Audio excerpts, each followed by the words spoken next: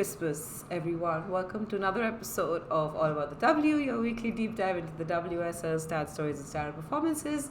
We're here with a special Christmas episode where we're counting down a Christmas wish list for every club, which is the position or player every club would want as a Christmas gift from Santa. As you can see, we are very much in the Christmas spirit.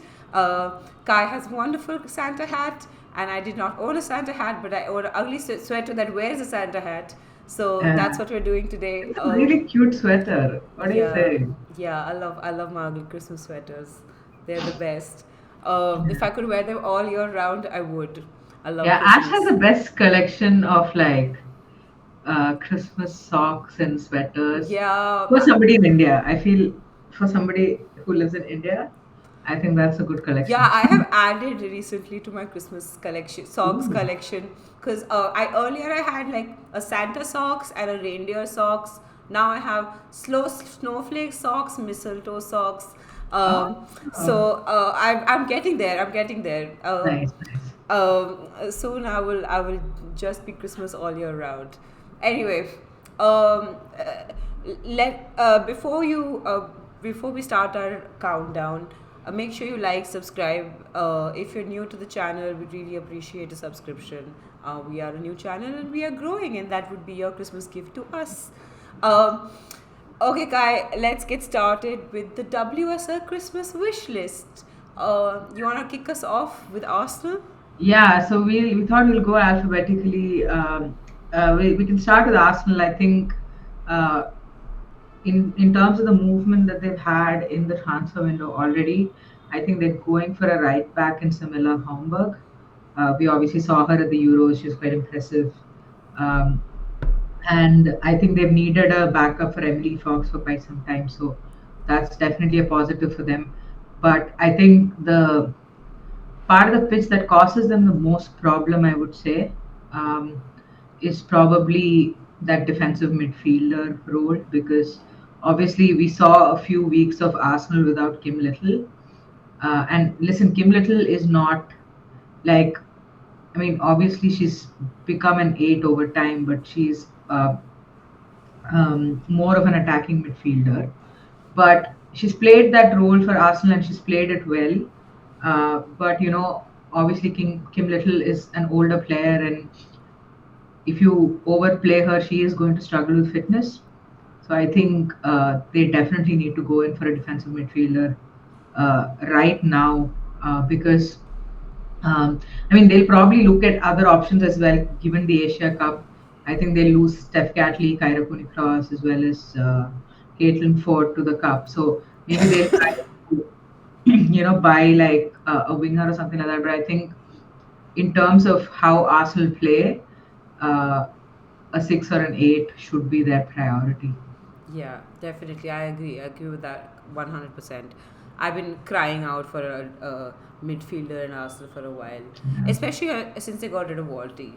Um, okay, for the next club, it's Aston Villa, and I reckon they need a forward. Like, basically, they need people who can score. It can't be just Kirsty Hansen. You also have to look towards the future, and Daly is 34 years old. So perhaps a striker or a versatile winger who can play centrally might be a good idea. They also lack depth in this area, with Salmon and Mullet being the only viable substitutes. And I genuinely feel like it's not good for Mullet's development to put so much pressure on her to be one of the primary goal scorers. So Yeah. I just feel like a young player should be allowed to like grow at their own pace, and that's why I think just get in someone who's in their prime or has some experience in either a striker role or just like a winger who cuts in, that sort of thing. I think is what Villa should go for. Yeah, I think they bought Gabby Nunes. I think this time last year, Yeah, and I feel like she's consistently struggled with like fitness issues. yeah, And for the brief period of time she was fit, I mean, it's so hard, right? I mean, she basically played like I don't know, like for a month or something, yeah, and that's all we got to see of her. And yeah, obviously, even for a player coming back from an injury, it's going to take Yeah. some time. So we don't Also know because she has like a lower back injury, and like those are not like they're treatable, but they're recurring. So regarding, right? it's I'm not I wish her the best, but it's going to be Mhm. very hard for her if she's competing at the Yeah. highest level in a place like Villa. Yeah, I agree. I think, and you've mentioned here salmon and mullet being the only viable substitutes, and like the reality is either salmon or mullet needs to start alongside Yeah. like Hansen, and then the other has to come off the bench. So Yeah. uh, it is not looking too good for them for sure. Yeah. Yeah. Absolutely. Okay, Okay, Kai, Brighton. yeah, Brighton, obviously the team that I support second most in the league. I think this one was fairly Yeah. straightforward. I think uh, Vitesse has done a good job of like building a style of play and getting all. He's kind of dragged a lot of these players along with him Yeah. and kind of imparted his philosophy extremely well over like the last year and a half. Yeah. So I think pretty much, if you look at every player in their position Yeah. in Brighton, they probably are like average if you look at in terms of their performances in terms of performances across the league, right, from different players. They're all very good. They're all dependable, they're all reliable, and therefore I like for me it was pretty straightforward in saying that they need to get a center forward, because obviously Michel Ajimang is out with an ACL, and I think it's been. I was feeling very hopeful with Camacho in the first couple of games, but she is definitely struggling to settle into the WSL. So what we're seeing now is either Saike playing more centrally or in a front two alongside Madison Haley. Yeah. So I feel like what they need is like an out and out nine. Haley is someone who's again somebody who struggles with fitness. So like I like Haley because her hold up play is really good, and she can cause defenders all sorts of problems. So she uses her physicality well. She's also decent at like laying the ball off and things like that. So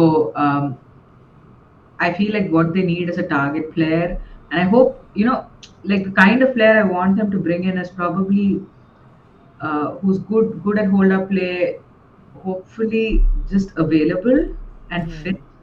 I mean, it's a lot to ask, but a good target player, like a fox in the box of sorts, and someone who's like around 23, 24 years old. I feel like Brighton lost Turland, and they've had three transfer windows now, Yeah. or two, and they've not come even close to replacing her. Yeah. Yeah. Yeah. So yeah, but I mean these are too many. I'm nitpicking here. Yeah. Okay, moving on from the team that you're cheating with to the team that is your Yeah. first love, Chelsea Football Club. uh, I mean, listen, Chelsea Football Club's, at least Chelsea Women, the Christmas wish list has been the same for the past 4 years. I think roughly 4 years since Yona Anderson like left, even towards the end of her career. I feel like her time at Chelsea, like we've been crying for a left back. Yeah. I mean, the left back situation is really tricky because on the face of it, like you have Neve Charles, who is fairly dependable. You also have Sandy Baltimore, who's just become this makeshift left back at this point. But the way Bompastor uses Neve is, she's basically like a squad player now. Somebody who, and I mean, credit to Neve, she is quite versatile, good with left foot, right foot as well. So right now she's playing at left back, she's playing at left centre back, she's also playing at right back against I think against Liverpool in that game she was playing at right back. So or right side of centre back, I'm not really sure. So she's just used wherever there is a need, which is fair enough. But um, that means we don't have a fully reliable left back because again Baltimore, she did well at left back last season, but this season she's struggling a little bit. She should probably be allowed to play in her natural position more. um, but yeah, I mean, it is what it is. I saw Sakina Karshawi is looking for a move from PSG. Obviously, I mean, every time she re-signed with PSG, I never understood her decision to do that. Uh, but I don't think Chelsea should go for her. I feel like, um, yeah, I think she's deeper into her prime right now. Beggars can't be choosers, but I still feel like maybe we can wait one or two maybe wait another transfer window before we go in potentially. But yeah, I mean, I think left back unfortunately is, to me at least, I feel like it is an urgent need, and the market is pretty shit. Like, I mean, like in my dreams, Francesca Kett signs for us, but well, that will always remain in my dream. Oh, well, you never know. Um, Life and football are strange. Moving on to Everton. So I thought that, like Everton had a decent transfer season in the summer, but I thought that perhaps they could do with a centre back. So Elise Stanovic has a hamstring injury with no return date in sight. And poor Ruby Mace has gone back to her former role as centre back. To be fair, she's really put in a shift at centre back. It's been steady and competent. But I still reckon Everton need an out and out centre back there for added depth. yeah, So yeah, I'm gonna go centre back for Everton. yeah, yeah. I see that. I see, because I do feel like they've had, like to some extent, Sorensen has also struggled a little bit because who are they? Fernandez is a centre back who struggled a little bit in that back line, and also Ishikawa, I think, started the season a little poorly, so Yeah. he's had to drop some. There's been injuries, so maybe a good, reliable centre back. Definitely see that helping Everton a lot. Yeah, yeah. Because like they have they do have like depth, like they do have some depth there. The problem is that it's not good depth. And Mhm. so like I generally feel like especially with the way that they play on the counter, you need really good defenders. And like they're stacked in the midfield, like absolutely stacked. Like you could not, like, of the mid tier and lower tier teams, I think Everton perhaps have the best midfield. Like they have Mhm. like Hayashi and Lad and Vignola and Gali and Snoyes and Yeah, Momiki, and I don't know if you count Mace as a Van Gool midfielder, as well. Van They have a Gool, lot of good ones. Haley Ladd, I don't know if I mentioned her, Wheeler, also not bad. So like they have a lot of midfielders, and I know Kelly Gargo suffers from injury a lot, but they do have Tony Payne, Gargo, and Robinson. Yes, But they. also, Gago's gone, by the way. This window, I'm pretty sure she's going to PSG. Are you sure? I mean, it's been rumored pretty heavily. Although Oh. I don't see why she would move to PSG right now, because I'm sorry, but like they're not even in the Champions League. What are you gonna go for? Like to try Yeah, and and win a at least cup? at Everton you're playing week in and week out, and I Yeah. do I do think that Everton maybe could do the one or two forwards, but I do think Snoyes fills that role kinda as well. So Mhm. that's why I feel like centre back is their most urgent requirement. Yeah, yeah. Yeah. Okay, Ash. Moving on to Leicester City, Okay, so Leicester, ravaged I by just, injury. I feel like Leicester needs depth practically everywhere on the pitch, and I swear somebody, like, they need to like hire a witch or something, because there's a curse on the forwards in this team. Like Yeah. Clint Eric's daughter is down with a hamstring injury, and they have like two three other forwards who are injured.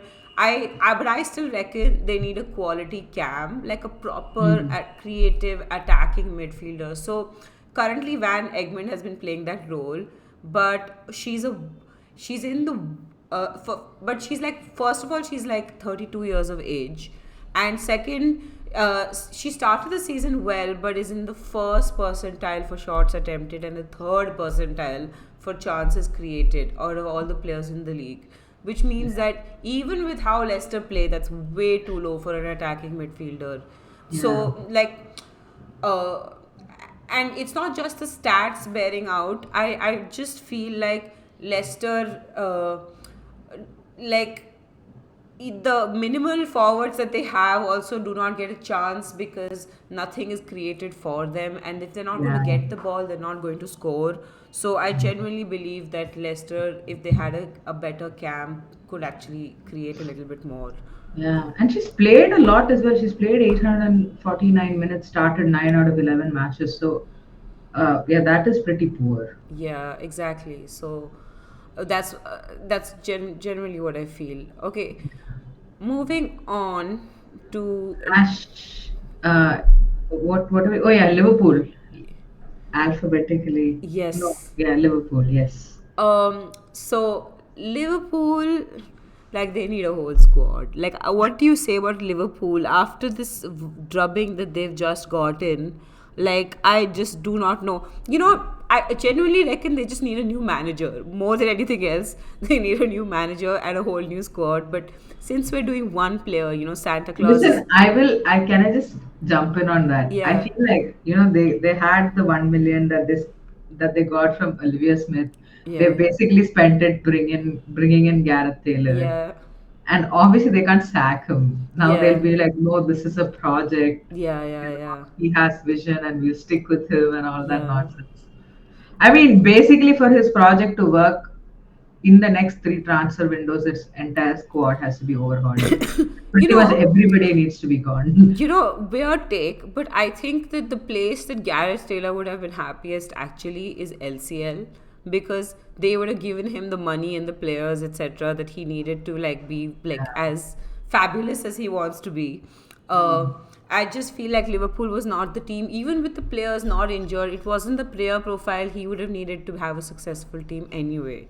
So, but anyway, let's put all of that aside. What do they currently need? Like, Santa can't create miracles. Here in this premise, Santa gives you one player.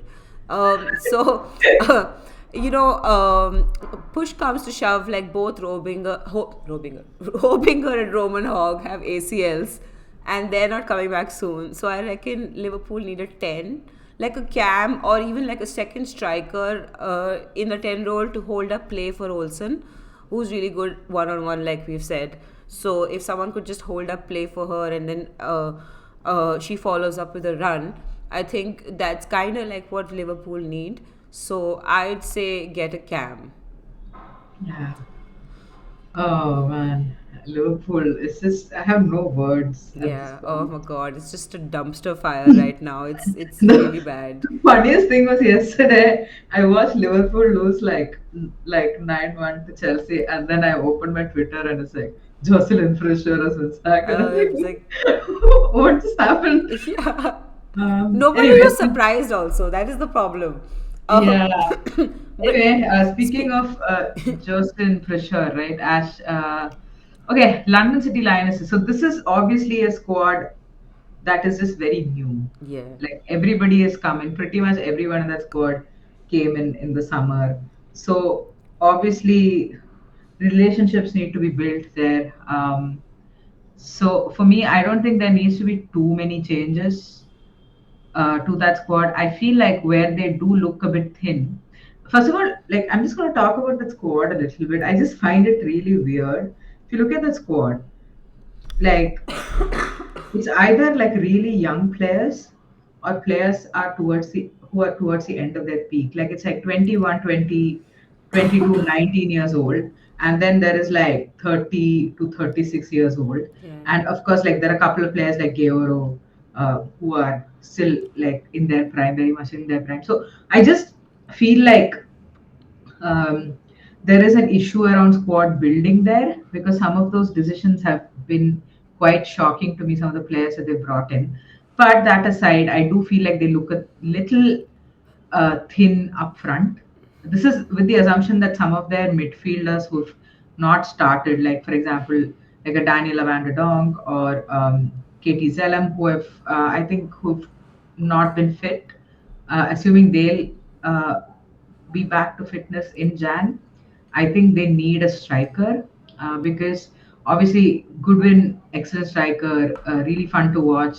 But she has 3 goals in 11 matches, which is not bad. But for a team that uses Goodwin as like a proper target player, like she is like a fox in the box type of striker. And for somebody like that, maybe you expect a few more. And I feel like LCL do create chances. Yeah. They are a team that likes to be play with the ball, and I do feel like I've seen Goodwin miss a bunch of chances. So I feel like, you know, what LCL probably need is either an out and out striker or just a versatile forward. Because right now, what I feel is there's too much pressure on Isabel Goodwin. Yeah. Because again, Paris is preferred out wide at LCL, like she's not really playing centrally.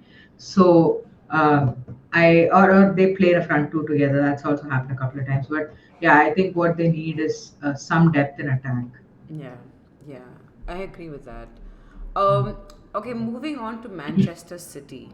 So this is a really tough one to call because Fowler will be back next year. So I reckon they do have depth in attack, and like I was questioning whether they need some depth in their fullbacks, but I thought that the most urgent need, since I thought the most urgent need was a goalkeeper because Yamashita will leave for the Asia Cup and Keating is injured. They have Eartha Cummings, who I know very little about, but plays for Scotland and plays for Scotland on the bench, and that might not be good enough for City. Like when you're on a title charge, especially because she played against Notts Forest in the League Cup and was immediately replaced with Yamashita in the minute the quarterfinals came around.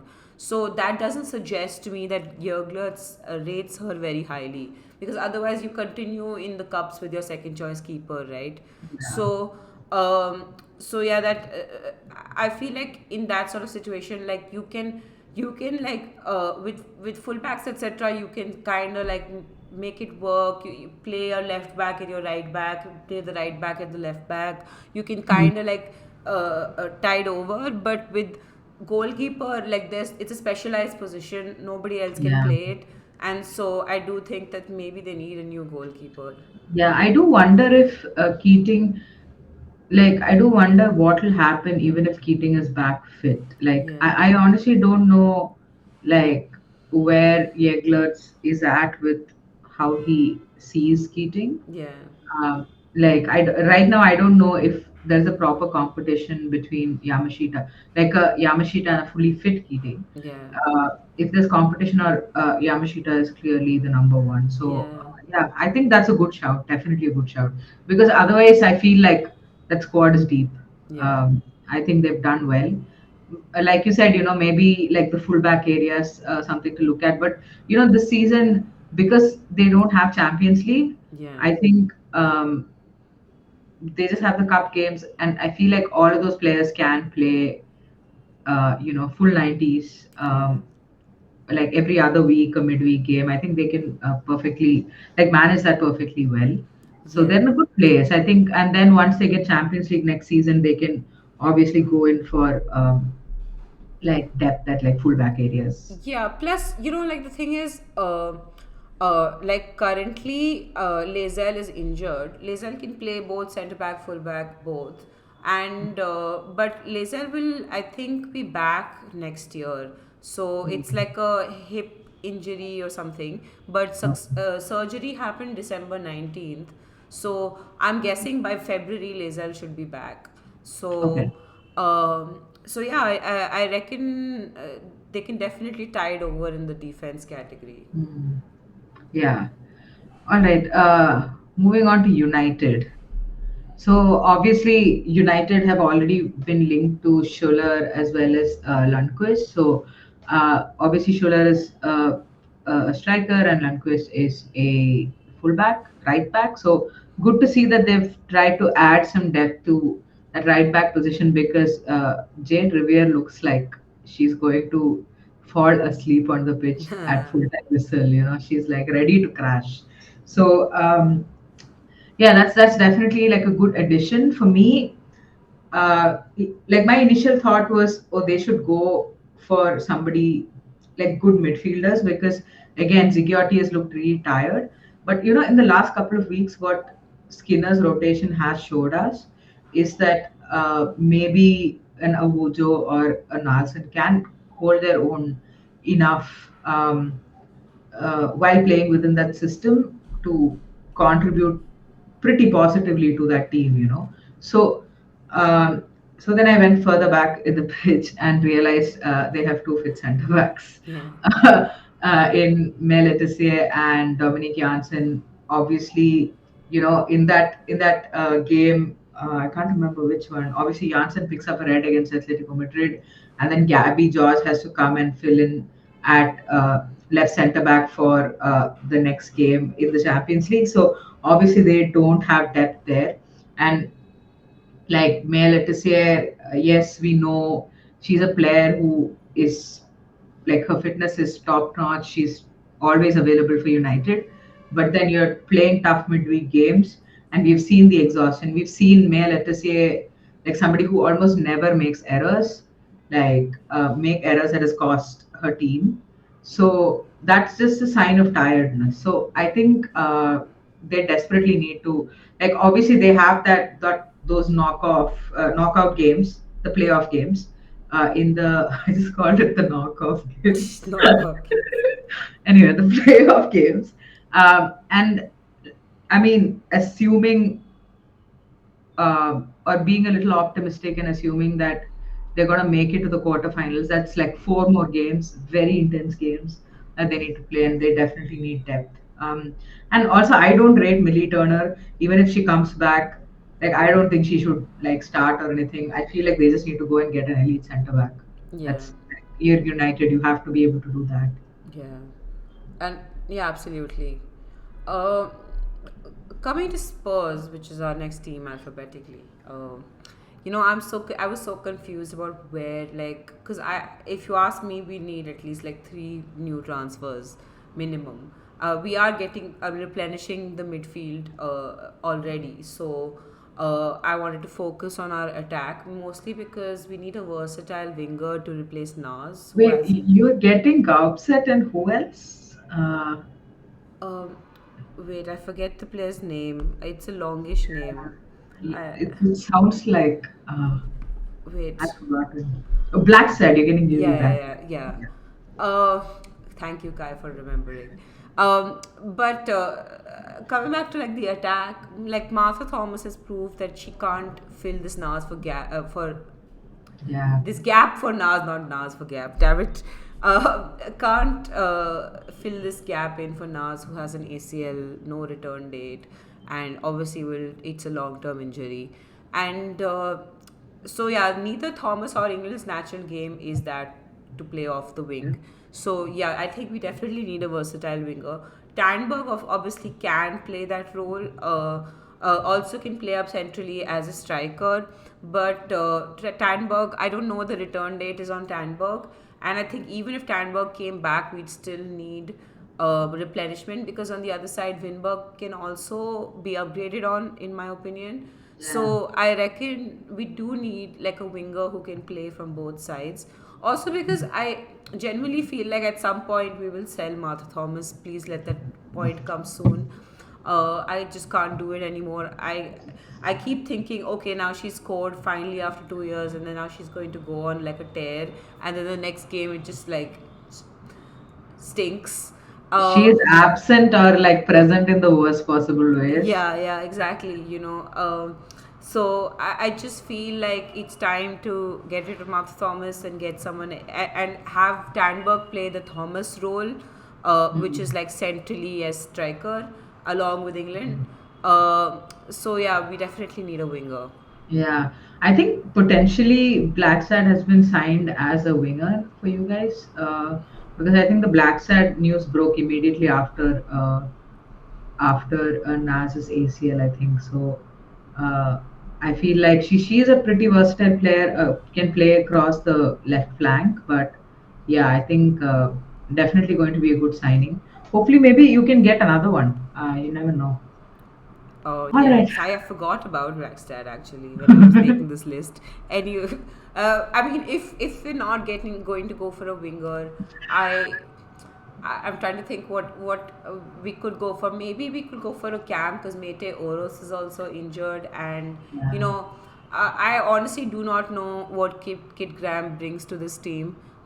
So maybe get rid of Kit as well. I like Kit Uh, actually, but she hasn't played forever now. Yes. So maybe get in a cam because Olivia Holt has been doing that role really well for us, but I reckon we need one more there What do you think about like a right back? instead of Ash Neville. Like I know Ella Morris is due to come, but I feel like she's due to come maybe late this season, Um, if at all. So I mean, so on December 12th, they said she's doing exceptionally well. She's gone through the gym stage and now she's back running. And oh, hopefully, we can integrate Ella back into the early part of team training in Jan and early Feb, which oh, means that's that fast. next month, late next month, I expect her to be back in training. Yeah. Okay, then that's not too bad. Yeah. Yeah. Okay, the last team that we have is West Ham United. Uh, Obviously, they've got a new manager now. It's going to be interesting. I don't know if she'll be uh, given the opportunity to make too many transfers during this January window. I feel like she shouldn't either because they have a lot of decent players in that squad. Where I do think they lack a bit of depth and quality as well is probably the midfield. So basically, their midfield sort of lines up with like Una Siren and Gori. I don't know, it's not really a pivot, but those are the two out and out midfielders. You also have like wide players like Morgan and Henshaw, whoever slots in there, sometimes Martinez as well. So like when I look at the midfield bit of their squad, the thing that I feel is like Siren very good defensively, Gori very good defensively, but I feel like what they need is like a creative attacking midfielder Yeah. who can help transition really quickly because you know like sometimes Ueki, I remember last season Ueki used to play that role, but in this season we've seen her more as a center forward. So uh, I feel like if there is a creative option in that cam position, I feel like even Siren and uh, Gauri can do their defensive duties properly and bring some stability to that midfield. And like as a team, they can look sharp in attack.